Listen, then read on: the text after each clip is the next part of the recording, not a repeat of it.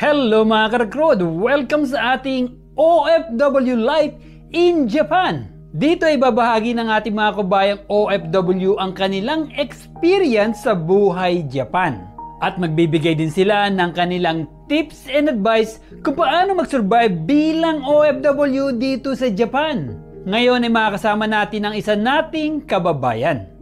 Hello po mga karikrod, ako po si Priscilla. 20 years na po ako dito sa Japan. Nagtatrabaho po ako dito bilang isang butcher. Ang buhay po dito sa Japan, napakahirap. Lalo na po kung wala kayong trabaho. Nagtatrabaho po akong full-time. Pag wala po akong trabaho, kailangan ko po maghanap ng trabaho or part-time.